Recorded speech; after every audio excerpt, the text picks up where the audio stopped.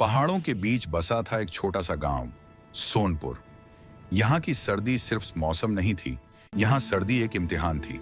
जब दिसंबर आता तो सूरज देर से निकलता और जल्दी थक कर छिप जाता।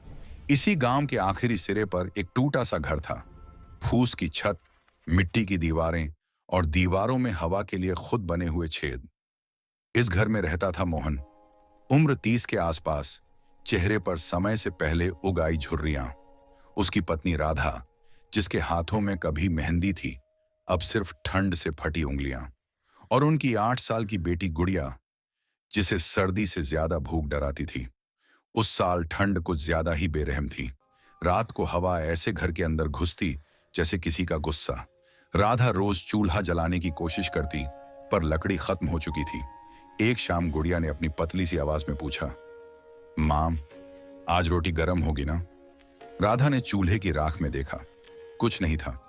उसने बेटी को पास बिठाया और कहा, आज रोटी नहीं, पर कहानी सुनाऊंगी। कहानी खत्म होने से पहले गुड़िया सो गई, भूखी। मोहन रोज सुबह अंधेरे में निकलता, बर्फ में पैरों के निशान बनते और कुछ दूर जाकर मिट जाते। मजदूरी का काम सर्दी में बंद हो चुका था। एक दिन उसने 5 घरों में पूछा, कोई काम है? हर जवाब एक सा था, इस ठंड में नहीं। जेब में पड़े 2 सिक्के और भारी लगने लगे। एक रात गुड़िया अचानक कांपने लगी। बुखार तेज था, उसका शरीर आग की तरह तप रहा था और बाहर बर्फ गिर रही थी। राधा घबरा गई। मोहन, कुछ करो। मोहन ने बेटी को गोद में लिया। उसके पास न दवा थी न डॉक्टर, बस डर था। मोहन पड़ोसी के घर गया, दवा के लिए पैसे मांगे। दरवाजा आधा खुला, आवाज आई, हर बार मांगने आ जाता है। दरवाजा बंद हो गया। मोहन पहली बार खुद को बहुत छोटा महसूस कर रहा था। उस रात मोहन ने तय किया, या तो लकड़ी लाएगा या हार जाएगा। वह जंगल की ओर चला।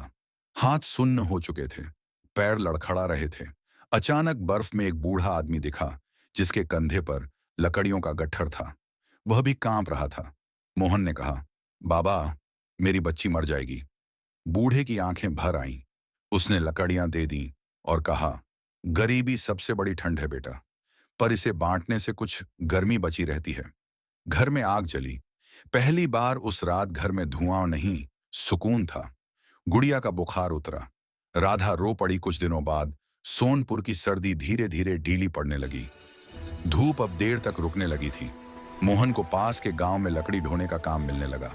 काम भारी था, पर हाथ खाली नहीं रहते थे। राधा ने पुरानी ऊन से छोटे छोटे मोजे बुनने शुरू किए।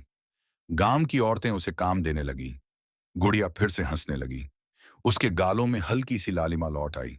घर अब भी कच्चा था, पर चूल्हा रोज जलने लगा। और सोनपुर की ठंड में मोहन के घर से पहली बार उम्मीद की गर्मी निकलने लगी।